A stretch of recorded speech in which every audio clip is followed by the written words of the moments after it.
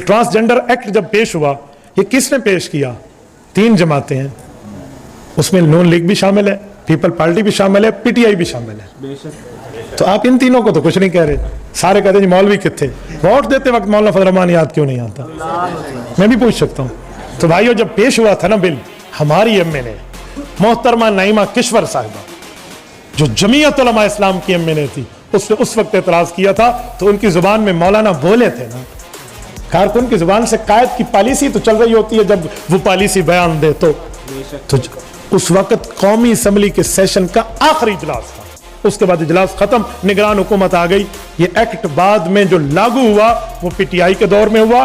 Doctor शीरी मजारी ने इस पर बैठकर दलाइल दिए और इस पर अली मोहम्मद खान पीटीआई के एमएनए साहब ने, जो दुरूद शरीफ पढ़ के माशाल्लाह सच बोलते हैं, ठीक है ना, तो आप समझते हैं ना, तो दुरूद शरीफ पढ़ के इस पर वो दलाइल देते रहे। पिम्स अस्पताल इस्लामाबाद में इस पर